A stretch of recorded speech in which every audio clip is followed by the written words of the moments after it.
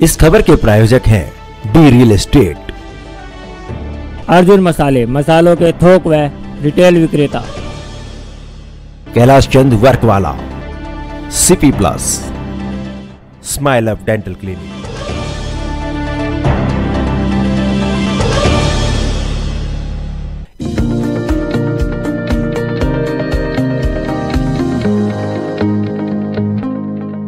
नमस्कार, आप देख रहे हैं डीकेपी न्यूज और मैं श्रुति दुबे।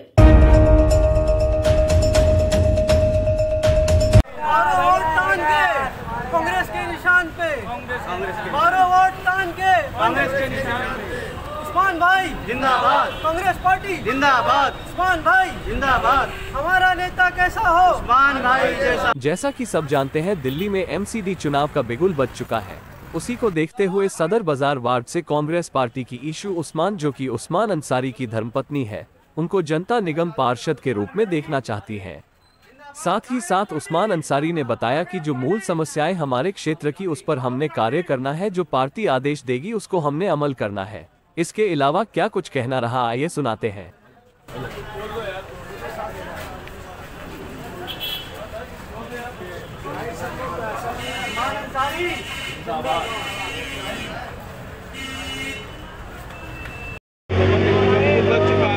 पार्टियां जोर लगा रही हैं। सबसे पहले आम आदमी पार्टी ने 134 प्रत्याशियों की लिस्ट जारी कर दी, कांग्रेस और बीजेपी ने अभी नहीं जारी की। क्या लगता है ये कौन सा वार्ड है और क्या यहाँ से लगता है कि उस्मान अंसारी चुनाव जीत कर जाएंगे? देखिए, सदर बाजार वार्ड है और यहाँ से अगर उस्मान अंसारी साहब को टिकट मिलता है, वैसे तो हमें पार्टी से उम्मीद है कि उस्मान अंसारी को टिकट दिया जाएगा। ये देखिए, आज का जो है युवाओं का युग है। पीछे हमने देखा कि हर पार्टी जो है बार बार एक ही आदमी को 10-10, 15-15, 20-20 साल रिपीट करती हैं। आज चेंज आ रहा है, चेंज करके लोग टिकट दे रहे हैं। जैसे और पार्टियों दी है, ऐसे कांग्रेस भी चेंज करके टिकट दे रही है। और उस्मान अंसारी हमारे युवा भी हैं, एजुकेटेड भी हैं, बिजनेसमैन भी हैं। ऐसे लोगों की ज़रूरत है जो लोग ज़मीनी स्तर से जुड़े हुए हों और पब्लिक के लिए, पब्लिक की खिदमत के लिए, सेवा के लिए काम करें। एमसीडी के अंदर जो भी हमारे आते हैं, 5th क्लास तक स्कूल आते हैं, सफाई का काम होता है, टूटी फूटी सड़कें सही करी जाती हैं, तो वो जिम्मेदारी बनती है वो काउंसलर की। अब उस काउंसलर को एक नौजवान होना चाहिए और समझदार होना चाहिए। एक लेडीज़ की एक बार नाम बताइए। मेरा नाम डॉक्टर अस्मा हामिद है और by profession I am a doctorate and psychologist. देखा जा रहा है एमसीडी में किस तरह का बदलाव चाहते हैं? देखिए, मैं अगर बात करूंगी, देश की बात करती हूँ, किसी पार्टी की बात नहीं करूंगी। काम को वोट होना चाहिए, जो काम करेंगे उन्हें ही वोट दीजिए। क्योंकि अगर देखा जाए, बड़े बड़े लोग पोस्ट पे बैठे हुए हैं, ठीक है, काम को वोट नहीं दिया जाता। लोग शक्ल को वोट देते हैं, बड़ी बड़ी पार्टीज़ को जो वोट दिया जाता है। अब हमें ज़रूरत पड़ती है किसी काम को कराने की, तो हम उस चीज़ को नहीं देख पाते, धक्के खाते हैं। नॉर्मल जो ऑर्डिनरी पब्लिक है वो धक्के खाते हैं अपने काम को कराने के लिए। इस चीज़ को अगर देखा जाए, इस वक्त यूथ को मौका दिया जाए। अब जैसे लेडीज़ सीट्स हैं, कुछ वार्ड्स में लेडीज़ को अब आने का मौका मिला है, तो ज़रूर उनको मौका दे। एक लेडी जो है घर के सारे हालात समझ सकती है, उसको घर का कैसे सेविंग करनी है, क्या चीज़ें सब पता होता है। अब वो आगे आएंगी तो वो काम दिखाएंगी, अपना करेंगी। और सबसे बड़ी बात, यूथ को आगे आने का मौका दिया जाए। Don't repeat the faces again.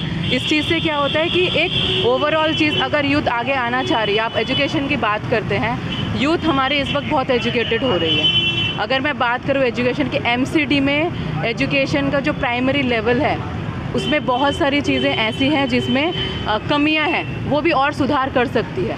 और ये वही सुधार कर सकता है जिसको पता हो कि उसमें क्या क्या कमियां हैं। क्या लगता है इस बार कांग्रेस दिल्ली में? मैं किसी पार्टी की बात नहीं करूंगी, लेकिन सिर्फ इतना ही बोलना चाहूँगी, कांग्रेस ने बहुत पुरानी पार्टी है, ये नेशनल लेवल पार्टी है और इन्होंने एजुकेशन में बहुत काम किया हुआ है। जितने भी आप बड़े बड़े स्कूल्स देखेंगे किया है इन लोगों ने भी। लेकिन बीजेपी की बात करूँ या आम आदमी की या कांग्रेस की, काम दिखना चाहिए, वोट उसी पे जाएगा। आपको क्या लगता है, एक आखिरी सवाल, ये इशरत जहां जैसे चुनाव के लिए आ रही है कांग्रेस से, तो क्या आप उनको अपना समर्थन करेंगे? देखिए, समर्थन मैंने पहले ही बोला, मैं काम को दूंगी। इशरत जहां एक युवा कैंडिडेट हैं, एक्टिव रहेंगी, क्योंकि देखो इस वक्त युवाओं की बहुत ज़रूरत है। एजुकेशन के अगर नॉलेज है इंसान को, तो हमेशा काम करेगा। इशरत जहाँ के एजुकेशन पर्सन है, एजुकेटिव है, she is educated, educated and इसमें अगर देखा जाए वो काम कर सकती हैं और उनको अगर मौका दिया जाए she will do that her part of work. Yes, thank you. आज आप प्रचार कर रहे हैं, आपको पूरी जनता का समर्थन हासिल हुआ है, आपकी शख्सियत के बारे में क्या आप कहना चाहेंगे कि आपको ये लोग क्यों चुने?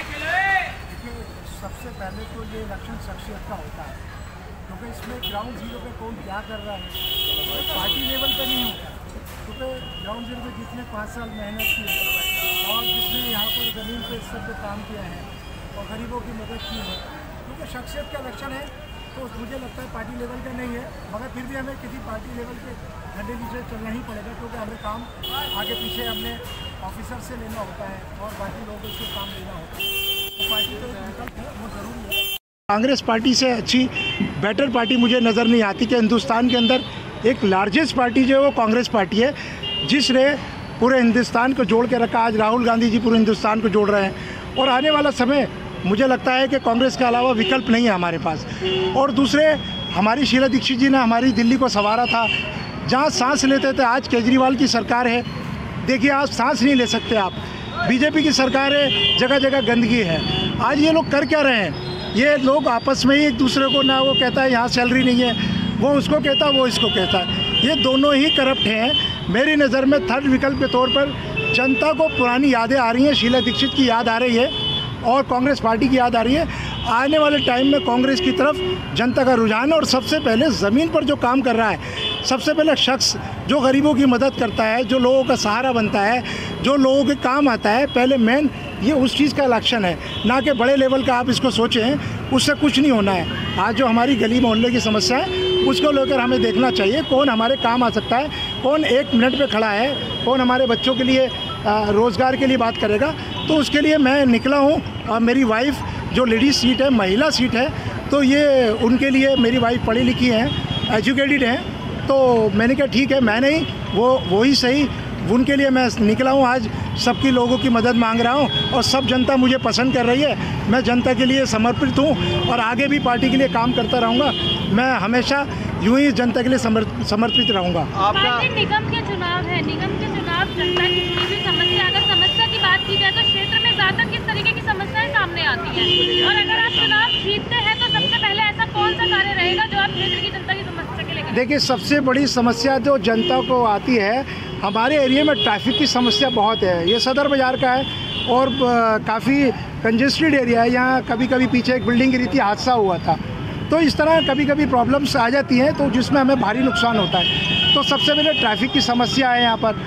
दूसरे, यहाँ पर सफाई की बिल्कुल व्यवस्था नहीं होती, अंदर गलियों तक गाड़ी नहीं पहुँच पाती है। डोर टू डोर गरीबों के पास पैसा नहीं है 50 रुपये देने के लिए, तो वो लोग अपना कूड़ा अपने घर के आगे डाल देते हैं, वहाँ लोग जा नहीं पाते। आखिर यही होता है कि जनता को सेकंड समस्या वो आती है। थर्ड, यहाँ पर सांस लेने की प्रॉब्लम है, यहाँ पर सफोकेशंस बहुत रहता है ट्रैफिक की समस्या को लेकर। तो यहाँ पर वैसी पॉल्यूशन है दिल्ली के अंदर, तो केजरीवाल सरकार कुछ नहीं कर रही है जनता के लिए।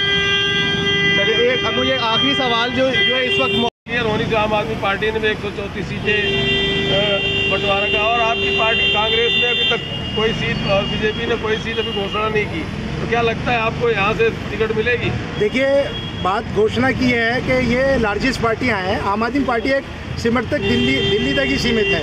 मैं नहीं लगता वो एक पार्ट ऑफ बीजेपी का सेकंड पार्ट है, तो उसने तो टिकट का पहले करना ही था, क्योंकि बीजेपी को अंदाज़ा हो जाएगा कि यहाँ से आम आदमी किसको टिकट दे रही है। तो सेकेंडली ये है कि हमारी कांग्रेस पार्टी बहुत सोच समझ के फैसला लेती है, जो आला कमान के यहाँ से हमारा फैसला आएगा हम उसके पीछे हैं। और मुझे पूरी उम्मीद है हमारी छवि को देखते हुए, क्योंकि ये शख्सियत का इलेक्शन होता है, हमारी को पार्टी हमें टिकट देगी और हमारी वाइफ को यहाँ से कैंडिडेट उतारेगी। सुमान जी, जैसे 14 तारीख लास्ट डेट है और आज 12 तारीख का आधा दिन निकल चुका है, तो उसमें क्या समय की दिक्कत नहीं रहेगी? देखिए, समय की दिक्कत तो रहेगी, मगर हम लोगों ने पूरी प्रिपरेशन कर रखी है। इलेक्शन लड़ना है तो पूरी तैयारी कर रखी है हमने, समय की कोई दिक्कत नहीं है। बीजेपी अपना ये इस तरह की करती है, हरकतें करती है, मगर हम उससे डरने वाले नहीं हैं। हम इलेक्शन भी लड़ेंगे और हम जीत के भी दिखाएंगे। तो अभी तक के लिए इतना ही। आगे खबरों के लिए बने रहिए DKP न्यूज के साथ और मुझे दीजिए इजाजत। नमस्कार।